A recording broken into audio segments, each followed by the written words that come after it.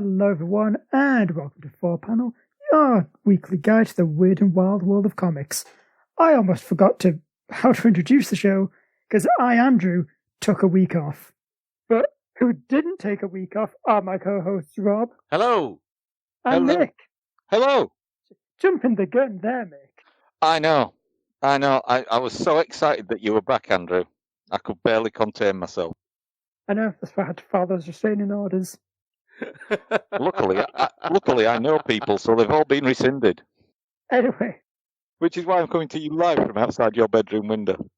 With steaming hot gags like that, this can only be the episode where, I guess we're going to talk about Joker for a bit, for like 5 minutes, because Mick, you've seen it, and I haven't, and I don't know if Rob has. But I have seen King of Comedy, which I've been told it's a lot like. Yeah, so 2 out of 3 of us have seen the Joker. I think the references to King of Comedy are a bit OTT and rest purely on the fact that Robert De Niro's in the film, frankly. Okay.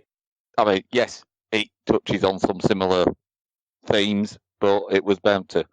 Right, well, for those listeners who want a full and in-depth discussion on Joker, I suggest you listen to our sister podcast, Cinema Eclectica, where we've done Joker to death on this week's episode. But, much like DC Comics. Yeah, indeed. The main takeaway from me was that the Joker is, or Joker, because apparently he's just one of many in this film, rather than the Joker. It's a good film. I think it would probably have been a better film had it not been about Joker, if it had just been about Arthur Fleck and hadn't had the link to the Batman universe. And yet another Batman origin story. Oh, God. Yes, we get to see Thomas and Martha take a bullet again. Is this Halloween 3 all over again? I don't know because I haven't seen Halloween. Okay, Halloween 3 is notorious in cinema for being a perfectly good film, a perfectly good horror film, but it got panned by everyone because it had the name Halloween, so everyone thought it was going to be part of the Halloween franchise, but it was a totally different story. No, this is slightly different. I am not saying that it's a poor Joker movie. I'm not saying that. Halloween 3 was a perfectly good horror movie. It just got panned because it wasn't Halloween. No, that's my point. What you're saying is it was a perfectly good horror movie. It just wasn't a great Halloween movie. Okay. Right? What I'm saying is that this isn't a poor Joker movie. All right. I just think it would have been stronger had it just been Arthur Fleck's story and the Joker element wasn't there. Because he never gets referred to as Joker in the film. And one of the things that struck me as I was watching it is how almost ashamed DC appear to be that it's based on one of their characters. You know how normally when you get a DC movie, when they're doing the production companies that are involved, you get a big, bold DC logo, usually sort of stylized in some way that fits the theme of the movie. Yeah. It's not there. Hang on, you said they don't refer to him as Joker, but isn't there, in the trailer, isn't there a bit where he says, "Can you introduce me as Joker"? That's it. Just that one bit. All right, okay. That, literally. Because it's a throwaway remark that Murray Franklin makes. Murray Franklin being Robert De Niro's character? That's right. Yeah, I know things. So, I mean, as an examination of... The thing I think it's most like is, if you can imagine American Psycho, where he's a poor guy instead of a rich bloke. Okay. Yeah? So it's more... I mean, that is quite a fundamental shift in American Psycho. It is, but this is less about, because you've got that same fundamental element of, like, is it real or is it not real? There are sequences that we see that you're not sure whether they're happening or whether they're just in Arthur's head. But this is more about how Arthur is failed by all the systems that should be there to protect him. Family, employers, the health system, all the systems that are there to protect him systematically and regularly fail him. And this is where I have a problem with it being a Joker movie. Okay. Because it explains why Joker's the way he is, you start to sympathise with Joker. And I think if you're living in a world where you're sympathising with Joker, that's not a good world. It takes away that sort of force of nature element of Joker, really. Yeah. So, but yes, it is a good movie. Don't expect it to feel like a comic book movie, because it doesn't. Like I say, there's no big bombastic DC logo. In fact, in terms of the reference to DC Comics, it's tucked away on page 37 of the credits. Well, I think that is actually a good point, because it takes us into what is more the main meat of this episode, which is comic book adaptations that take a lot away kind of from the source material, aren't that interested in sticking that closely to their comic book inspirations. Yeah. Oh, are you sure you want to go down this route, Andrew? I mean, how long? But God help me, I didn't plan anything. Oh, okay. I mean, unless you want to do another kind of 45 minutes of you say things about the joke and we go, yep, Well, no, but the option is, if we're doing comic book adaptations that didn't really pan out, I'll be doing 4 hours on Valerian. No. Oh, there it is. You've set off the first time bomb, Mick. Yeah. Look, Valerian, okay, it wasn't a faithful adaptation, and it's got a lot of problems. But it was still a fun movie in parts. Other parts were not so fun. Yeah. Those parts were the end credits. And Rihanna. Yeah, Rihanna was surprisingly good in it. And the guy who played Valerian, I thought, who is this? I don't know who this is. Why is he playing Valerian? And Cara Delevingne, all I could see were eyebrows and nothing else. And also a fundamental misunderstanding of the character. Of both characters and of the relationship between them. Yeah. I feel like if just in a vacuum you said to me, hey, what if Valerian and Laureline played by Dane DeHaan and Cara Delevingne, I would say, yes, that is a funny joke. Yes. Because it's like the two people who are the exact opposites of what those characters are. Yeah. Exactly. And the thing is, it's a perfectly serviceable science fiction action film, as long as you don't call it Valerian. This is it. The Valerian comics have been around for 50-odd years. Okay? Yeah. You're making a movie, right? Potentially, you've got enough material there to string it out to a franchise of Marvel proportions. Yep. Okay? You've got 1.5 to 2 hours to take a comic book which, let's face it, it's not like Batman or Superman where non-comic book people have heard of it. You know, you're talking about this tiny French language comic that very few people outside of the comic book community and science fiction community community, they're not aware of it. So you've got 2 hours ish to tell a story that boils down the essence of a 50 years in the making universe. See, that's the thing. You can't do it. So basically just take the beginning of that and do that. But you can. You can take the essence of that universe and display it in a 2-hour movie. Well, they took the essence of that universe and displayed it in the first, 5 minutes of the film.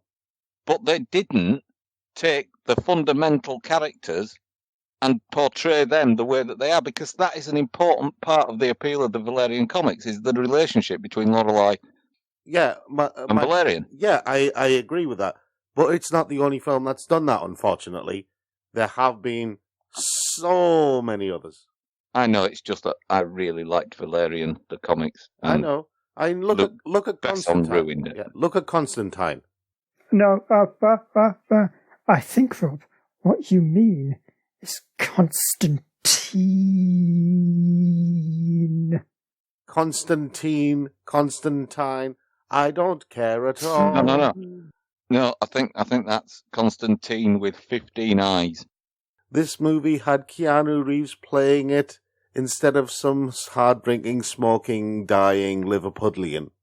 And Constantine is such an in-name-only adaptation of the comics.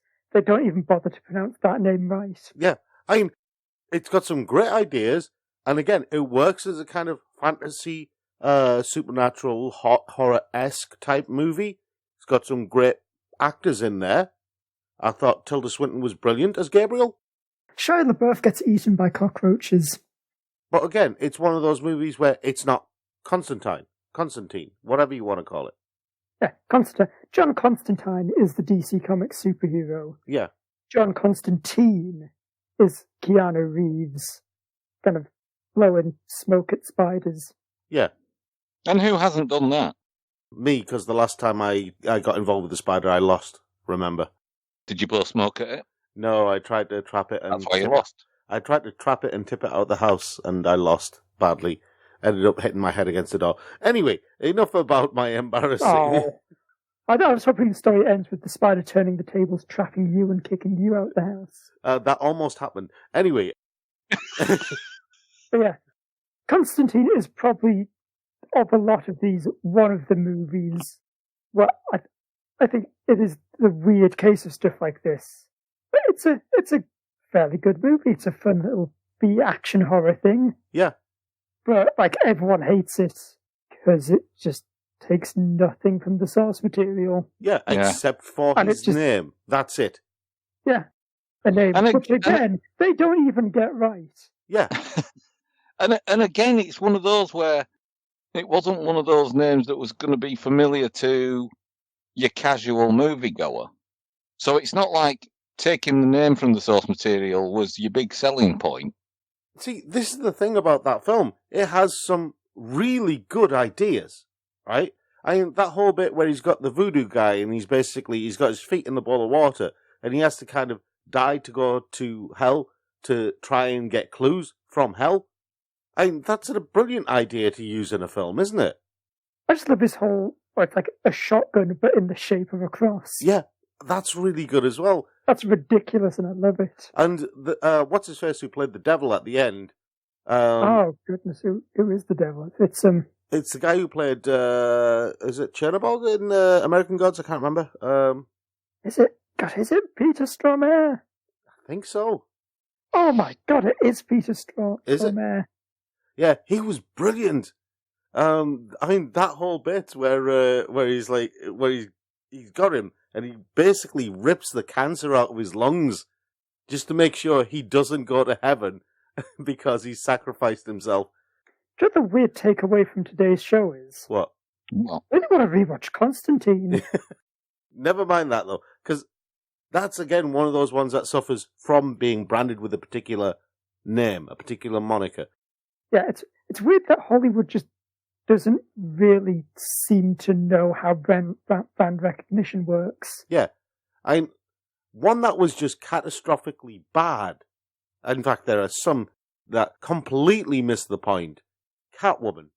Oh boy, Catwoman. We have to bring DC into this. Yeah, that's. I feel like, again, it seems to be endemic of this kind of early to mid 2000s period of just going, yeah, Catwoman. She's a woman. She has a costume that's got cat ears.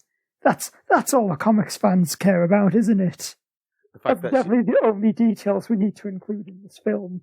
Let's forget everything else about Catwoman, even though we had a film not too long ago that had Catwoman in it, and we had a TV series that had Catwoman in it. Yeah, well, I'm pretty sure Catwoman was originally pitched as a spin-off to Batman Returns. Yeah, it was actually. Because at the end of Batman Returns, she basically just wanders off like a cat would normally do. Yep. Yeah, but oh no, can we not talk about Catwoman having behaviours that are somewhat similar to a cat? Yes, because now you're remembering Catwoman. Yeah, and just all the weird, like, licking her hands and... Does she drink a saucer of milk at some point in that film? Yes, she does. We're going to leave that one to one side, though, because... And then she does, like, a backflip and dunks a basketball. Yes, we're going to leave that to one side because you mentioned Batman, and so I have to mention... Oh, I'd repress so many things about that film, but go on. I have to mention Batman and Robin. No, you don't. No. See, no one else does. See, Batman and Robin, I feel like... At least you can see the kernel of the comics still in there. Yeah.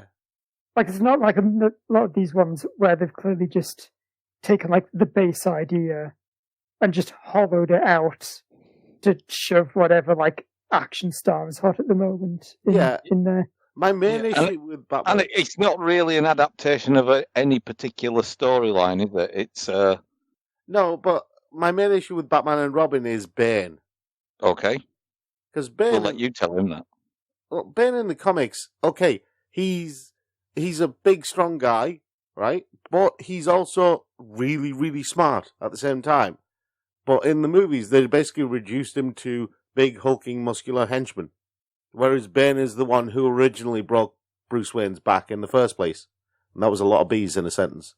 Yeah, but I feel like that's kind of the line between making changes to a character to better fit the role you want them to have in this film, to just, we are making a new character and giving them the name of this one that already exists. But the thing is, there is a character who basically is the big, strong henchman who already exists in the Batman canon. Solomon Grundy. They could have replaced, if they'd gone with Solomon Grundy, I might have enjoyed that film more, but I just kept looking at Bane going, that's not Bane. I mean, that was all the way up until the bat nipples, and then I was out. Bat nipples were very important to the Batman canon, I'll have you know. What, did they have little grappling hooks or something inside? What if they did? Oh, that's the real tragedy of us never getting a third Joel Schumacher Batman film. we don't know what's hiding in the bat nipples. Oh no! Do you think this man was like Bat Tate, and then he fires out his nipple grappling hooks? Do you remember the Fembot guns from Austin Powers? I was about to say it's not going to be the Fembot guns from Austin Powers. It might be a taser though, bat taser. I mean, I was going to say logistically that seems somewhat tricky, but that describes really everything about Batman's attire in those films, doesn't it? Yes. Or maybe one of them's a taser, the other one is like it just blows smoke for camouflage. What if like cameras that can kind of rotate around to compensate for the fact that Batman can't turn his head? Hang on, are we slowly heading down towards the Crichton territory where one controls the temperature and the other one can get Jazz FM? The reboot version of the Bat Radio. But yeah, at least with all adaptations, I think I'm going to have to... There's another one that I just want to mention. The League of Extraordinary Gentlemen. Oh, that was on the other night. And it still sucks. I almost want to salute any TV channel that has the bravery to show that film. See, the film that was so bad it convinced Sean Connery to quit acting. See, this is the thing. Don't say it. No, it's one of those things where there are bits of it that are really cool. The Nautilus, for example, and the entire thing with Captain Nemo. I love that whole thing with Captain Nemo. I like Captain Nemo in there as well. But that's about it. I like Captain Nemo and his nice ship and his cool car. Yeah, that's it. I don't like anything else about the film. See, it's weird to me, because when I watch it, kind of the weird thought I have is that you can kind of almost see, like, the blueprint for something like the Avengers, which is bad, because it means that League of Extraordinary Gentlemen had some kind of significant effect on cinema and is worth remembering. Is it? Well, I guess it is in this in this context. Okay. Because apart from just being a bad film, yeah, it's a very bad adaptation of an Alan Moore comic. Yeah. They take what is just this really kind of dark, scummy book and make it just the most popcorn action thriller. Yeah. Which is weird because they did a much better job with Watchmen. Okay, it wasn't a completely faithful adaptation, but it got a lot of the beats right, didn't it? Yeah. Watchmen, I'd even argue, is one of those cases where I think it is better for deviating from the source material. Yes. Because I think it is tough to do a film which is already like 2.5 hours long and say, okay, we also need to include this entire subplot about people building an alien squid thing. Yeah. Speaking of monsters, I'm going to have to throw it out there. The Hulk. Ang Lee's Hulk, in particular. Hey. Don't make him Ang Lee. We won't like him when he's angry. Oh, no. You know what's even worse for you, Mick? That's a Stuart Lee bit. Oh, no. Oh, that's the two worst Lees in rapid succession. But, I mean, I don't understand. The Incredible Hulk is one of the most well-known characters in comic books. Yep. And pretty much everybody knows the story. Bruce Banner has an accident, gets infected by gamma rays or something that changes him. He becomes the Incredible Hulk. Well, clearly you don't know the story. Or something.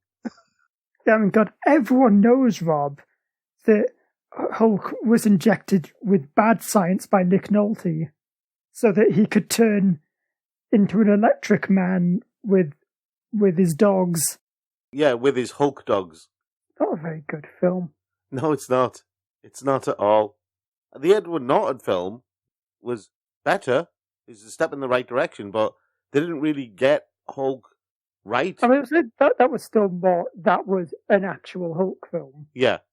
But they didn't really get Hulk right until the Avengers. Actually, here's my hot take, as the kids like to say. I think the MCU hasn't really done the Hulk justice. Like, I think the Hulk in those films is a character that I enjoy. Yeah. But I would argue is not that good an adaptation of the Marvel comic book character. I agree with you from a particular perspective. I think that part of the reason why I still continue to this day, as much as I hate myself for it, if the Hulk and the Incredible Hulk are on, I'll still sit down and watch them. And part of the reason for that is because I don't have a Hulk origin story in the MCU. Do you see what I mean? I don't have one that fits. So I've either got to watch that or I've got to rewatch the TV show from the 70s all over again. Actually, isn't the Incredible Hulk part of the MCU? It was released as part of the Phase 1 box set. Yeah, I know it's part of the MCU. It's just, they can say what they want. I don't class it as part of the MCU. It wasn't good enough. I'm not entirely sure you get a say in what's included in the Marvel Cinematic Universe. Wait. Are you trying to say that Kevin Feige is not listening to this very episode? I'm not saying he's not listening to it. I'm just saying that maybe he doesn't take what Rob says as his blueprint for the MCU. Then what is even the point of doing this show, Mick? All I'm saying is... So that DC can learn from Marvel's mistakes. Yeah. All I'm saying is, give us a Hulk standalone film. Everyone else has got one except the Hulk. What's the problem? It's that Universal have like a joint claim on the rights. That's the problem. Yeah. I like it when there's questions that we can answer easily. Yeah. Although it would have extended several Vietnam War movies as a soldier collapses down on his knees, looking to the heavens and screaming, "Why?" Someone turning around. Well, because of a valid and very different set of political ideologies, these two countries didn't agree and see eye to eye. So therefore, they could only find military solutions to the problem. I'll just chuck a GCSE history textbook at him.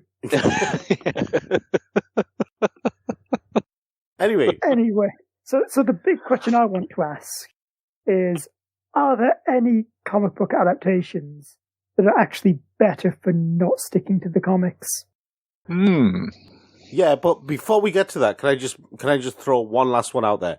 This actually is a good transition point for what you just asked, because it's had a great one and it's had a really awful one. Judge Dredd. Because the Carl Urban version of Judge Dredd is a great adaptation of Judge Dredd, but the Sylvester Stallone one is not. What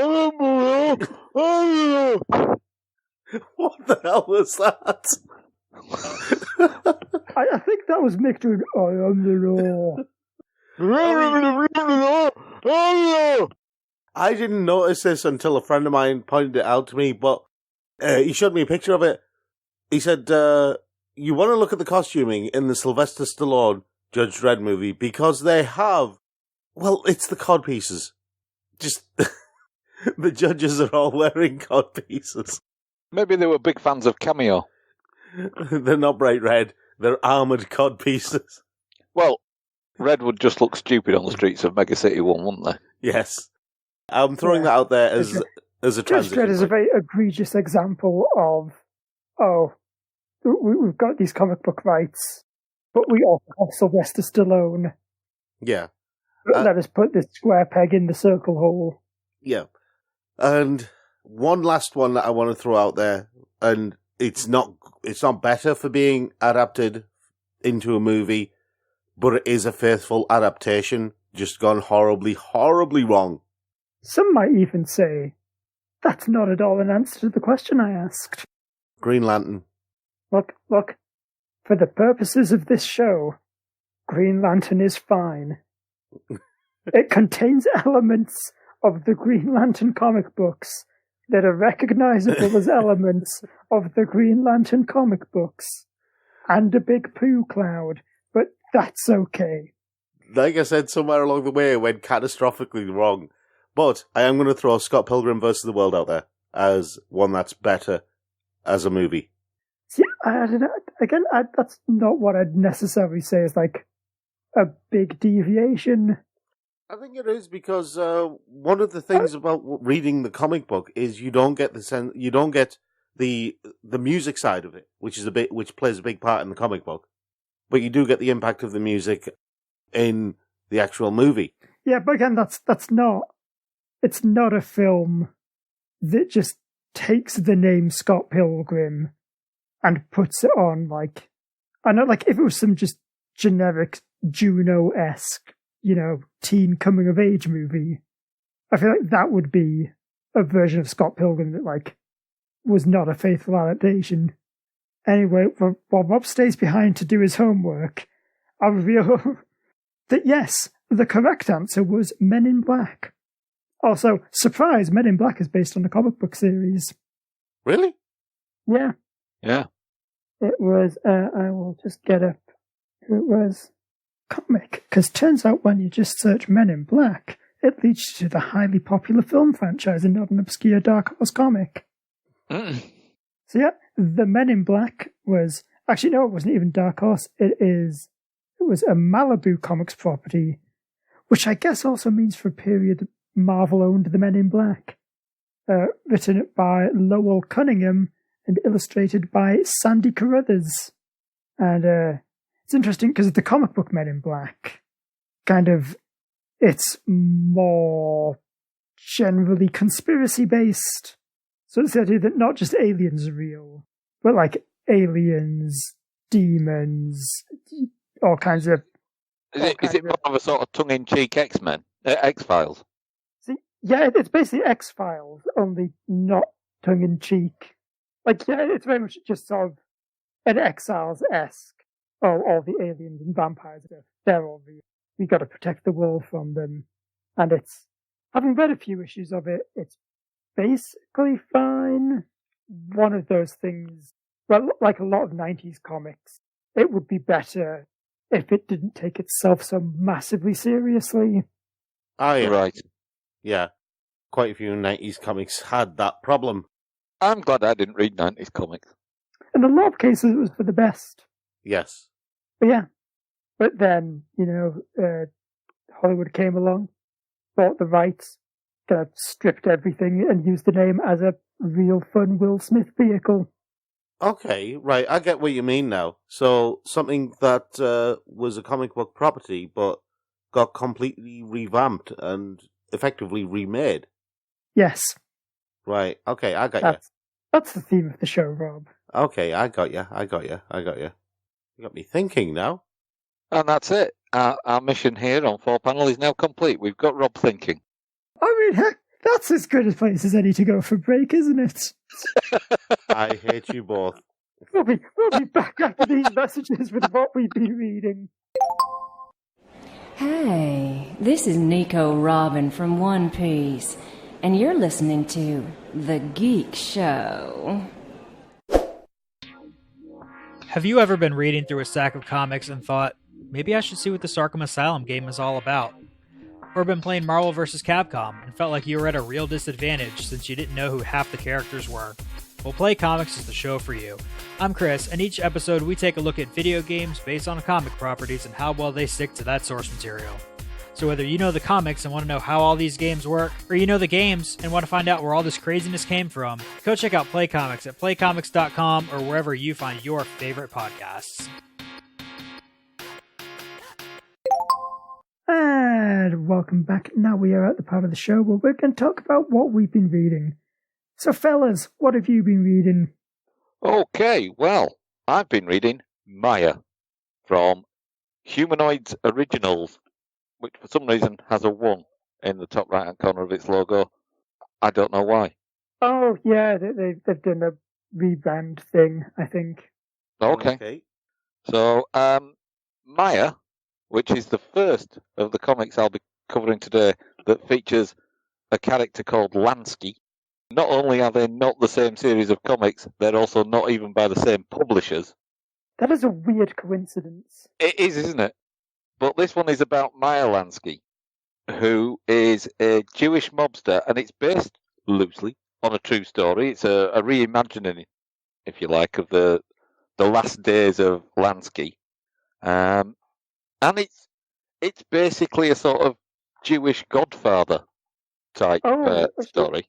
But is he in, like, Florida or something? He has to go to Florida, yeah. Yeah. Yes, that's the one that was advertised in the Humanoids thing on Free Comic Book Day, and I thought it looked pretty interesting. Well, you were right to think that. So this is by writer Jonathan Lang, artist Andrea Mutti, and letters by A Larger World Studios. This comic is so complex it had to be lettered by an entire studio. Okay. They had whole departments for each letter.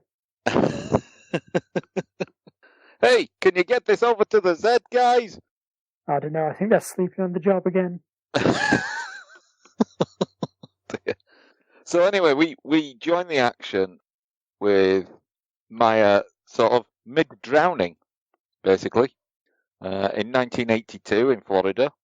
And in a sort of thing about flashing before your eyes, we then go back to how he got to there 2 days previously, starting off in a Shady Brook retirement home in Miami. And he's sort of in his little old people's home, sort of, you know, that kind of sort of rebellious old man who doesn't take his meds, doesn't do what he's told by the orderlies, that kind of thing, but keeping very stum and not letting on that he's a former mob boss and stuff like that. But eventually he manages to break out. And it's kind of a one last heist thing. He takes a young, I think they're referred to as Jew bands, under his wing, a Cuban Jew under his wing. And they go on basically a road trip. There's a lot of Yiddish phrases in there.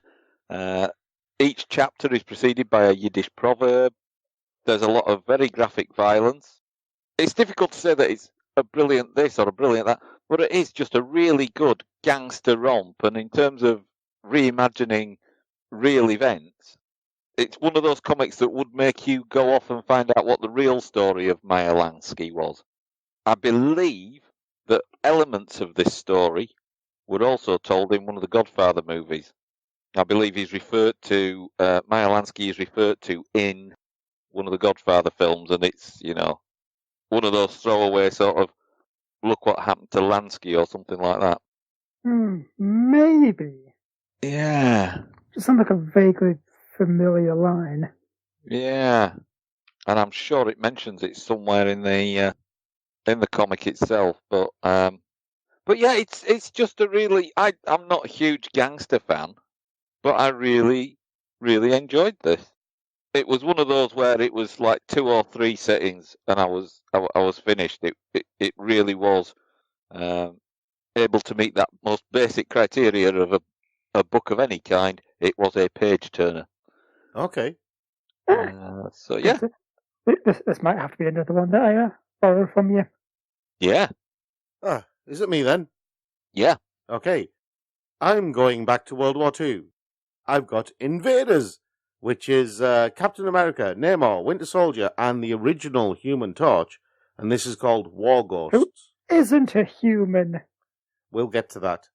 But anyway, this is written by Chip Zdarsky with art by Carlos Magno and Butch Guice.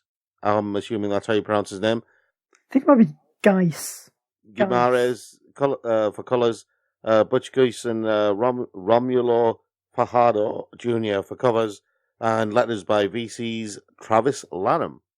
This starts off in World War II, and you have Namor, who is fighting along with the rest of the invaders against the Nazis, and he's trying to rescue his friends, the soldiers from his unit, but he's unable to rescue one of the soldiers who is killed, and Captain America's there trying to help him, and then the scene shifts to present-day Namor, who is having a nightmare, and he's in Atlantis, and tension has been building between Atlantis and the surface world, and Captain America is trying to figure out what to do about Namor, what to do about the Atlantis situation, and he's contacted by the original Human Torch. I can't remember his name. It's what was it? Jim Hammond. Jim Hammond, that's it. Who is writing a book about the invaders. And Jim contacts Captain America and says, "Look, Namor's one of us. He's our friend. You know, we need to talk to him. We need to find out what's going on, because we were all in the war together, but I don't think he ever left. We all did, but he never did. And so they have to try and figure out what's going on with Namor." And see, this is the interesting thing about this. I really like there's kind of a duality to this book. You have Namor as he is now, but you have Steve Rogers and Bucky and Jim, what's his name? Hammond. Yeah. They're trying to figure out what happened to Namor after the war. There was a period when he was an amnesiac. There was a period where things happened.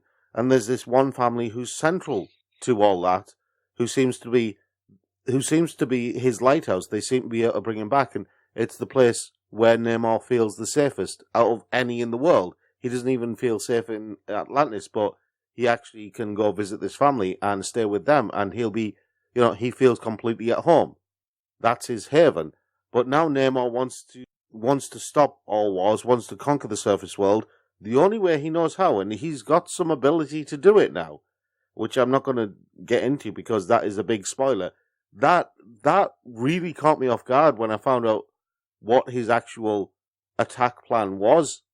I thought, that's genius, Yeah, I think the book does do a good job of making you think he's going to do one thing, but then surprise, it's a different thing. Yeah, a different thing entirely. And I thought that was just, brilliant. I love the way this book shows not just Namor's struggles, but the struggles of the people around and the people who were his friends. It doesn't just isolate him and say he's a bad guy. It says, look, this guy was broken in the war and he needs help.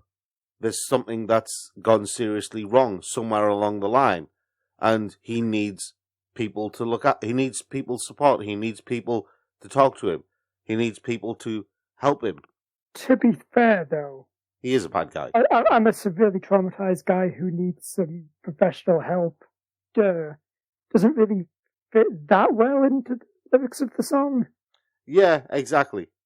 It also doesn't really fit well in a comic where you have superheroes going around punching supervillains. Although there is one of the bits that I thought was quite fitting for this is when Namor goes to meet Nay and his friend, his last surviving human friend, I suppose, because everyone else is kind of a bit more than human. But his last surviving... What are you talking about, Rob? His last surviving human friend is the Human Torch. This ordinary, completely human man. Yeah, who's been the same age for like 70 years. But yeah, just that whole bit where Namor flies off, and there's just the panel of him flying off with crying his eyes out because of what's happened. So it just shows that the character is still not above all those emotions. There's still a part of him that's still ticking away as normal. But then you throw in the whole mutant aspect of it and everything like that, and then the story just gets more and more complicated. But It's a weird type of complexity that I actually really like. I spent a lot of this trying to figure out what the next move was going to be. It's, in a very real sense, Namor is playing a game of chess with everybody, and he's the only one who has the board, knows the rules, and has all the pieces. Everyone else is still on their way to the chess game. So, yeah. I'm not as convinced of the artwork in this as other comics, but in general, the artwork is quite nice. The action's quite good. The dialogue is really interesting. But the story it's really good. It's really gripping, and I really want to know what happens next. Now that I know what's happened in this volume, I really want to know what happens next, because it's good stuff. Really good stuff. Chip Zdarsky, my hat off is to you. Sorry, I take my hat off to you. This is really, really good stuff. It is. I've been reading the series as well, and I'm liking it a lot. And it asks a lot of questions, doesn't it, that you don't normally see in superhero comics? Does he have about like trauma and kind of ethical warfare, and no, but seriously, why is he called the Human Torch when he's a robot? They couldn't really call him a robot torch in wartime, could they? Also, what better secret identity than one that completely disguises your actual species, or You're if that's right. the right word. Just like my favourite DC hero, John Jones, the Uranian Manhunter. Oh, sorry. The worst part is, I thought about what planet to use. I thought about being better than that, and then realised I wasn't. Yeah, the worst part of that is, now that you said that, someone's going to have that on their Grindr profile. Oh no. I'm sorry, people of Grindr. It's your fault, Andrew. For once I am ashamed of my words and deeds. Right, it's over to you, Andrew. Yeah. So, I've been reading Emanon, Volume 2, Emanon Wanderer, Part 1, by Shinji Kaijo and Kenji Tsuruta. Boy, you take a week off and all that progress in Japanese names is gone. Yeah, so this continues the story of Emanon, the woman who keeps getting reborn kind of as her own daughter down through the generations and can remember life all the way to the beginning of time. Oh, I guess beginning of life on Earth. Yeah, but this book continues her kind of wanderings around Japan. It starts off with a fun little story, although one that I feel like is maybe actually supposed to come after the main part of this book. Okay. Because it's basically Emerald's just chilling out in the woods where she comes across a boy who is looking for a kappa, and there was a very fun bit which is also not at all suggestive in the slightest. Okay. Where the little kid just like sees Emanon and immediately shoves a cucumber in her face, because that's what kappas eat. Yeah. But I see the positioning of that cucumber. I know what you did, Shinji, you dirty boy. Oh boy. There's an accidental Evangelion reference. I was waiting for you to get that. Yeah, anyway, it ends up being this nice kind of thing where they end up walking around kind of this decaying tourist town.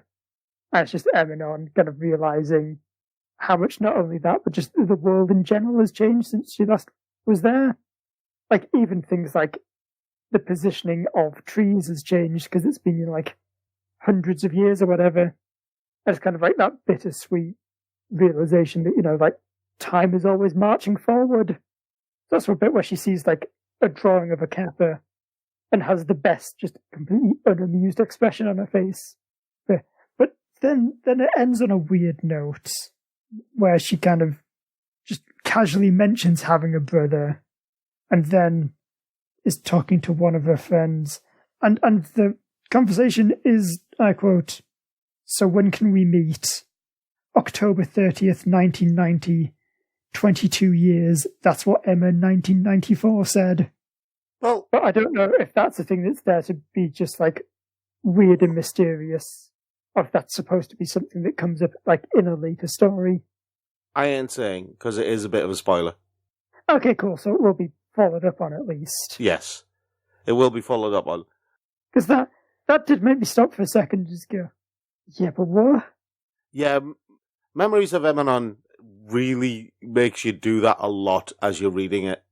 Speaking of, so the second part of this story, it's set in 1967, as the title Emanon 67 helpfully tells me. And has Emanon basically reveal that, like she mentioned in the last story, in this time she actually has a brother. Because usually what's happened throughout history is that Emanon is born, she grows into a woman, she gives birth to a daughter, that daughter then inherits all of her memories and kind of carries the timeline forward. Only this time she was born with a twin brother. I just spent kind of years wrestling with the fact of just having no idea what to do about him. It's a twin brother who is also kind of her son. Yeah. And it's like, it's really interesting because they end up meeting. And it's just a really interesting conversation. Because from Eminon's perspective, it's like she's born, explores for a bit, she grows older, she has a child, passes her memories on, leaves home, keeps wandering, and that's just the way her life works. But from her brother's perspective, like, she is born, becomes like a hyper-intelligent 5-year-old who can remember all the way through time, and her mother is just like basically a brain-dead husk. And it's like this like really awful horror story. And I like that they even do like flashbacks to Emanon when she's just like a 3-year-old girl. But you can see like she's got this calculating intelligence behind her eyes. And it is quite unsettling. It is And when you think about it, isn't it? Yeah. And that's what's really cool about this story is the idea of like, oh yeah, this is a radically different story depending on whose perspective you look at it through. Yeah, it's an interesting conversation, makes you have a bit of a think, and sets up the next volume, which interestingly looks like it might have kind of a more intense story than the kind of laid back tone of the past 2 volumes. Yeah, still really like this series. It's weird because Memories of Emanon is a bit like Kino's Journey, in a sense, isn't it? It is. To be honest, the comparison I wanted to make, and that it might not seem that apparent at first, is the film Ex Machina. Yes. In that they're both these things that take like a sci-fi idea, so like, you know, reincarnation or artificial intelligence, but then actually like have the characters sit down and really just go through the nuts and bolts of how it all works. Yeah. And that's what I find really interesting. Okay, Mick. Yes, it's me. I'm back to my Lansky obsession. So, who likes a murder mystery comic? Oh, some really good ones. Who Yeah, like- I'm not first, to be honest. Who likes a supernatural comic? Yeah. Are we talking about Supernatural TV show or just Supernatural the word? No, I mean, no one talks about the Supernatural TV show. No one talks about TV shows that should have been put out of their misery 17 seasons ago. I'm genuinely not sure if that's hyperbole or not. Why do you think I asked that question? No, I think it's just started season 15. Oh my god. Jesus. And it had worn itself out at season 8, so... Is this Anyway. Is it I mean- some weird EastEnders Coronation Street level thing now where it just keeps going? It looks that way, yeah. And like this isn't like a 20-minute comedy show. This is like full 45-minute episodes with like actual story arcs. Yes. My god. Enough about previously enjoyable TV shows. Who likes supernatural comics? We all do. Okay. Who likes ones that are a bit weird because there might be some drugs involved comics? Those are our favourite types of supernatural comics, actually. Wait a minute, I've changed my mind. I like all these things. Okay, well, you're going to love The Girl in the Bay. Okay. I should have thought about phrasing there, shouldn't I? Yes. I mean, look, if you want to set me up, okay. So this We can is probably... Oh, no, I was going to say we can probably get a pizza or something. Pizza Express is falling apart, isn't it? The Girl in the Bay is by J.M. DeMatteis, art by Corin Howell, and letters by James Devlin. Colours by James Devlin. Lettering is by Clem Robbins. And it starts off... Actually, it's not the only link to Maya. There's a murderer in here called Hugh Lansky, so that's one link to Maya. But the other link, which I've only just realised, is they both start off with someone drowning. Okay, that's just getting creepy now. It So is, this isn't it? just the same series. Well, no, because one's an old man drowning while strapped to a chair, and this is a young lady drowning whilst bleeding profusely. Both of which could easily be mob killings. Easily. So, The Girl in the Bay starts off with Catherine Sartori, who's a 1969 Brooklyn, New Yorker. She's 17, nearly 18, senior in high school. She's gone through the summer of love. The Manson family murders haven't happened yet. She's hanging out with all her hippie friends and they're doing drugs and all that kind of jazz. And she goes out one night and she meets a boy and connects with him over a song, over an album by a particular artist. Was it Haircut 100? No, because it was 1969. Okay. It's a fictional artist. He's called Woody. He does make an appearance later. He's a sort of John Lennon style peace and love protest man, but previously part of a successful group and all the rest of it. But I digress. So they're walking along and the inevitable happens. It's the typical story of boy meets girl, boy impresses girl with knowledge of her favourite band and particularly favourite track off favourite album. Girl is impressed. Girl reaches out, throws arms around boy. Boy reciprocates. They touch lips. Girl kisses boy. Boy kisses girl. Boy stabs girl mercilessly in the stomach and throws her in a river. We've all seen this story 1,000 times. It's confused. I'm We're confused. worried about your neighbourhood, Nick. Yeah. You say that at the top of our road. There's a roundabout, and you know they have the sponsorship signs for roundabouts for maintenance. Oh, yeah. Yeah, ours says terrorism. Oh. So I'm not saying it's a rough neighbourhood, but roundabout sponsored by terrorism. Winston Burton is the name of the pop star, and as she's drowning and the last bits of life are sapping from her body, she keeps hearing the first line of the song "Pale Friend" from his second album. And she drifts and she drifts and she drifts, and suddenly she surfaces again in the bay, in Sheepshead Bay in Brooklyn, where she's just been thrown in with a gaping wound in her stomach. But she surfaces and she makes it to the shore. She's no longer bleeding, and she somehow makes it home. And she knocks on the door of the flat to find it completely empty, because she's gone back ashore in the year 2019. Okay, so she's basically missed out the last 50 years or so. But has she? Because she goes on a mission. She gets given a letter by a neighbour that's got the address of her family, her relatives and stuff. She goes to hunt them down, and she finds this woman living at this address, who is her, but her at the age of 67. Okay. Another her that's lived a full and rich life with husband, children, etc. There's also a green woman who keeps appearing, but just on the fringes of Kathy's sort of awareness. Is this some weird Invasion of the Body Snatchers thing? No. Or is it? Maybe. Or maybe not. You decide. No, they've already decided because they've written the comic. Anyway. I'm really getting confused now. We then meet Hugh Lansky, who is the perpetrator of said deed. He's also still alive in 2019. But But he's got a friend who makes things happen, a friend who makes Pennywise the Clown look like a real chum. He's a nasty piece of work and does something. He gets some kind of kick out of perverting people's lives and feeding off the misery that unfulfilled potential has.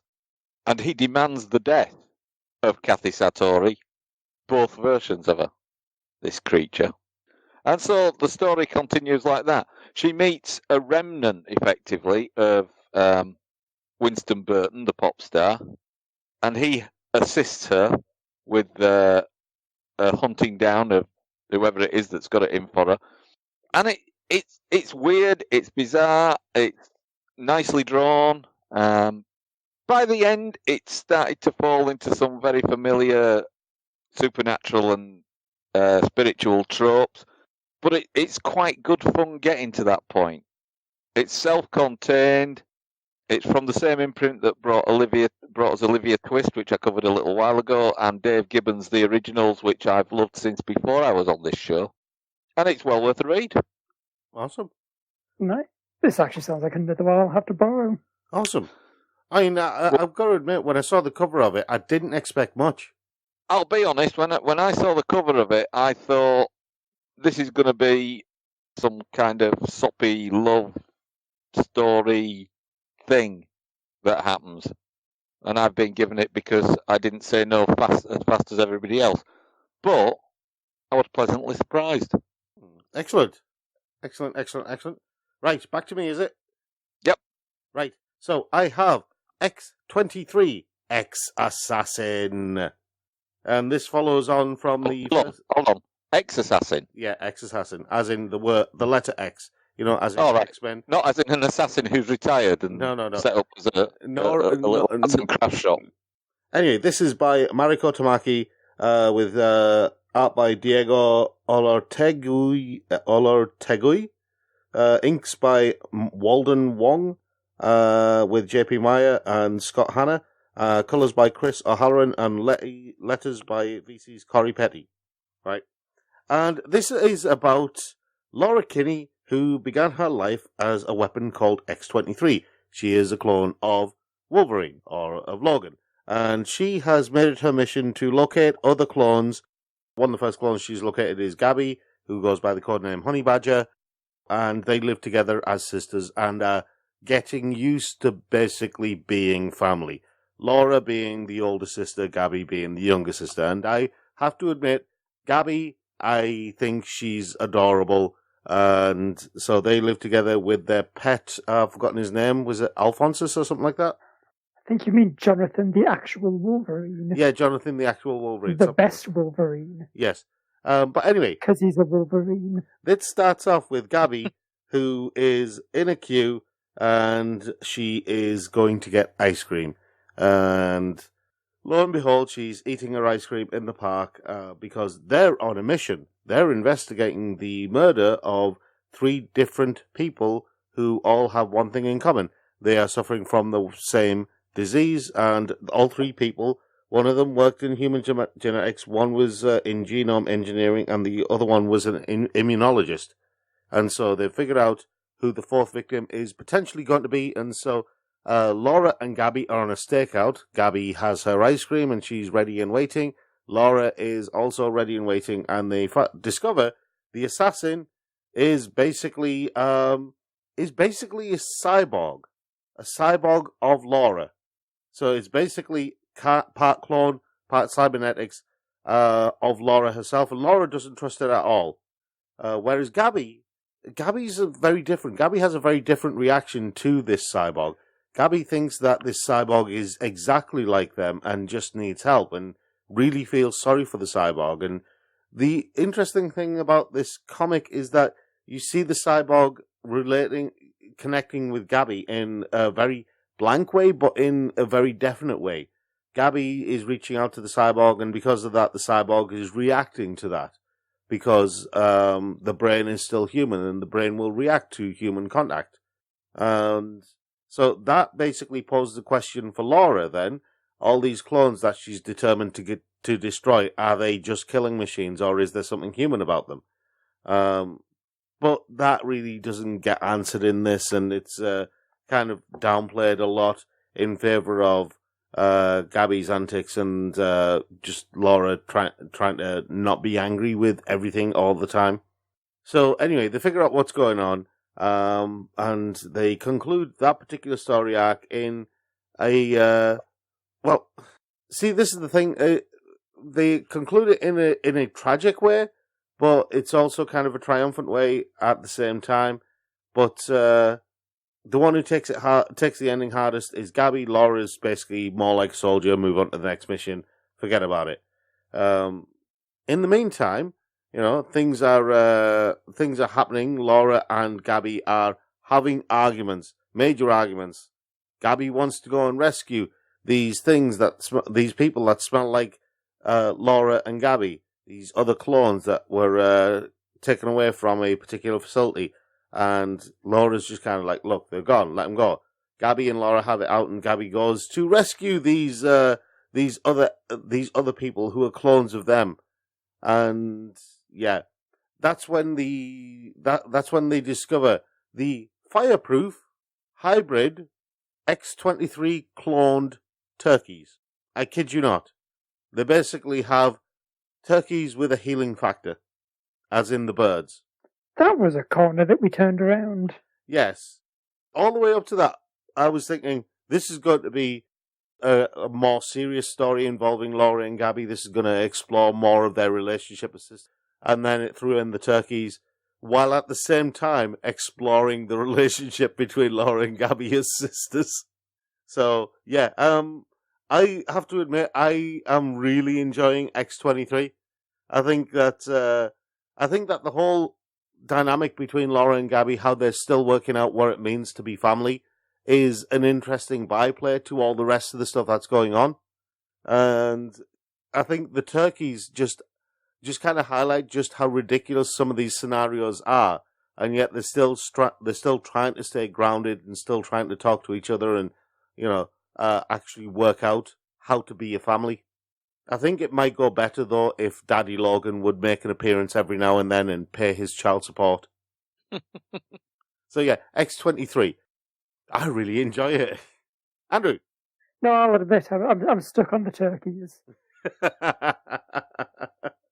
Thankfully, I think we are at the end of the show. Yes, we are. If you want to catch any of our other shows on our network, the Geek Show podcast network, that is, then you'll find them all on our website, thegeekshow.co.uk, where you'll find other episodes of 4Panel, you'll find video game reviews, you'll find editorials and reviews of films, and you'll find our shop and our Patreon as well. If you are listening to us through any kind of podcast service, we are available on all the best ones like Spotify and Deezer and Stitcher and Audio Boom and Apple Podcasts itself as well. Then leave us a rating, leave us a review. It does help us with exposure, and it does help us improve what we're doing. Until next time, I have been Rob. I've been Andrew. And I've been Mick. And we will see you all later. Thanks for listening. Goodbye now.